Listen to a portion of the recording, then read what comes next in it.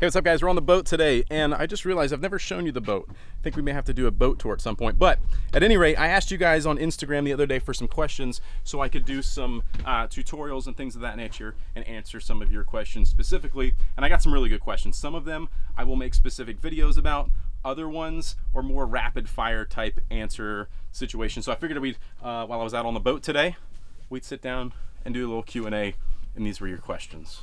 Tiny Beats Food asks, how to keep your mind in the game in the first year when you have a slower week.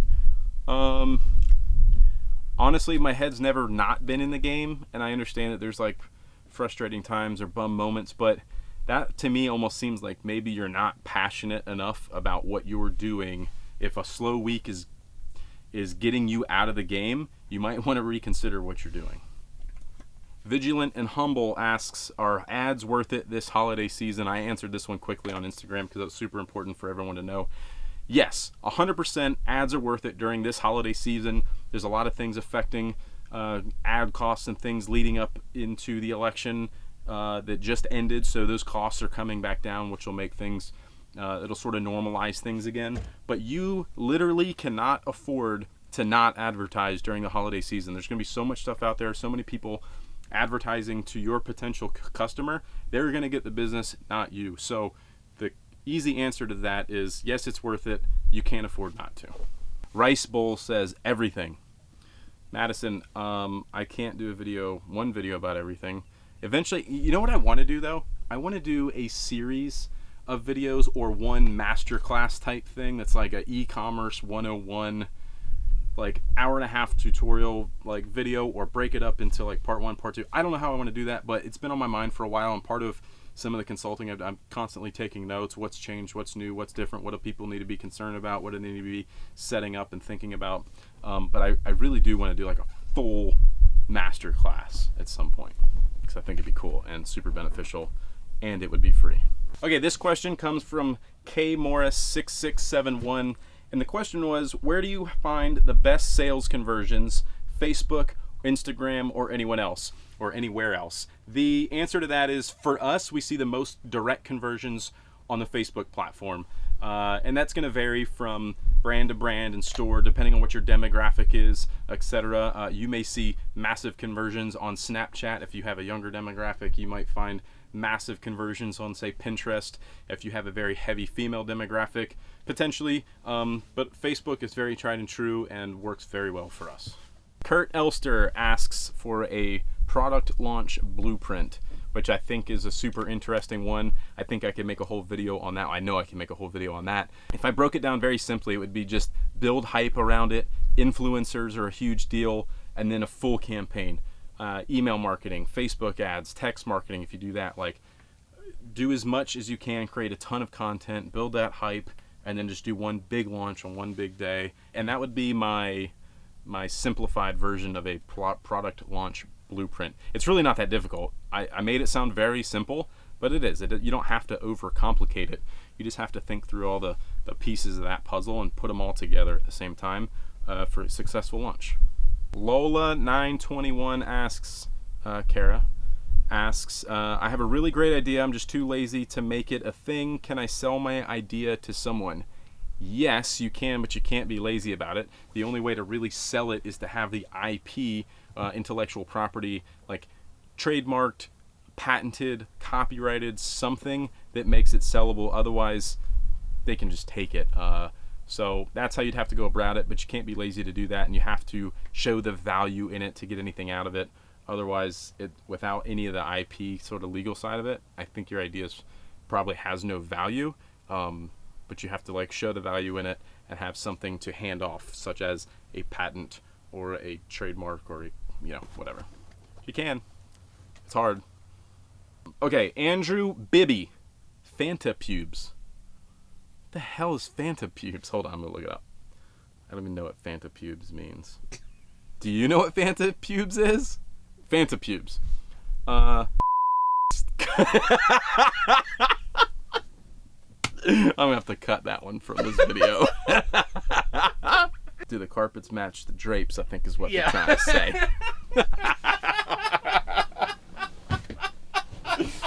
Oh my goodness, that's funny. Iron Apparel USA asks, what do you do when ROAS dives?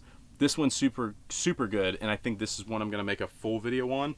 But ROAS, for those of you who don't know what that acronym is return on ad spend. And essentially, what do I spend on ads? What am I getting back? There's you divide those, you get a factor, and so it's, you hear people reference 1x, 2x, 20x, 10x return on their ads, and when your ROAS dives, there's a lot of factors that go into that. There's a lot of things to consider, a lot of things to think about. I'll name a few off quickly, but I'm going to make a whole video on this one.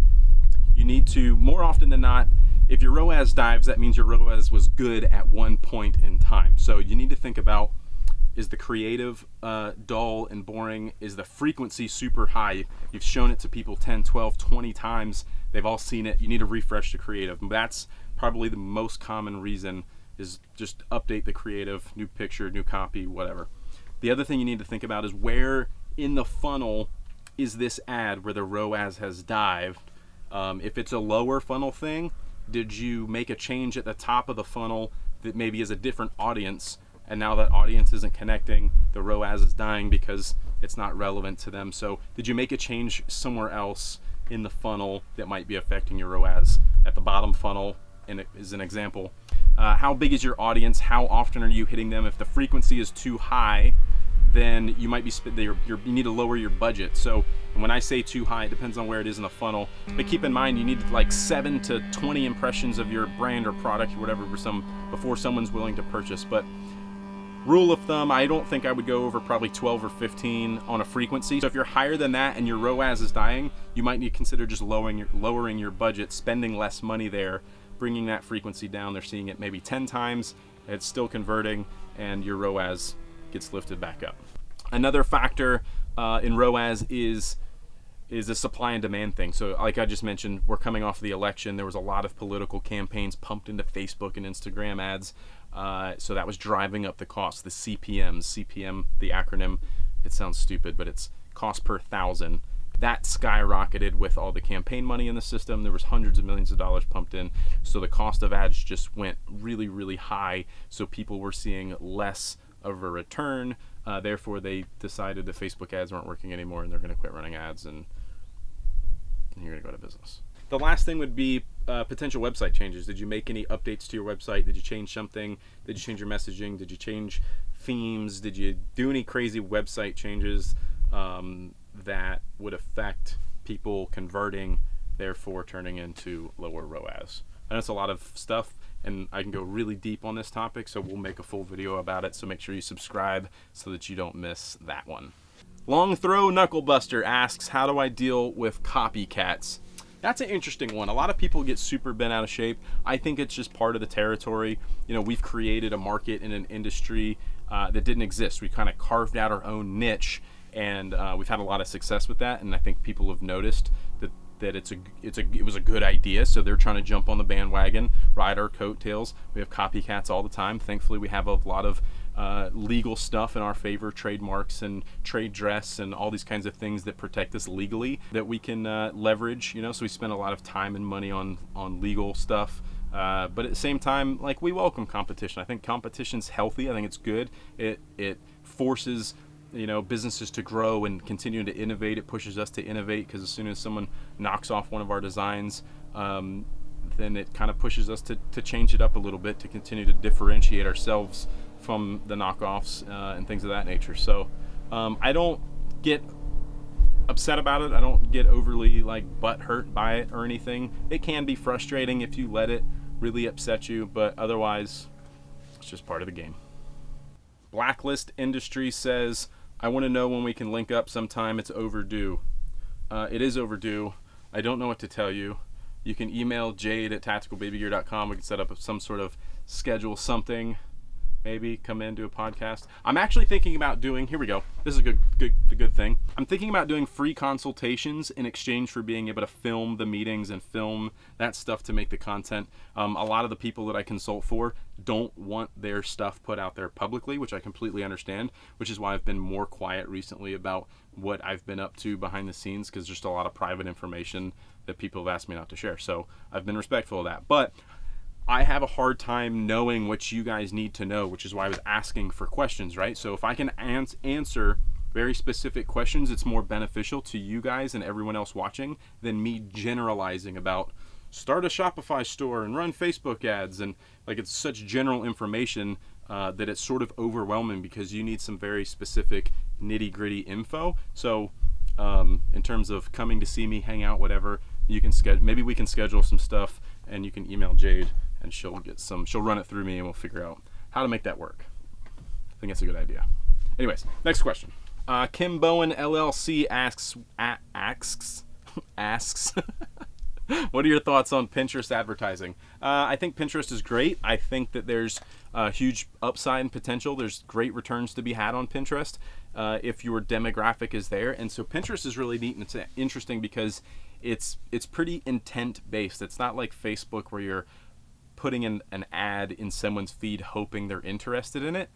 Pinterest is sort of a mix between like Google AdWords and Facebook, where you're using interest-based or search query-based terms and phrases to get in front of them. So if they're searching for, in my case, baby nursery or hospital, what do I bring in my hospital bag? Stuff to get ideas, you know, which a lot of women, you know, in particular on Pinterest are searching that kind of stuff. So we have the ability to target those search phrases and keywords mixed with interests to display our ad in that location. So it's a very powerful tool. They're working on the ads manager backend platform all the time.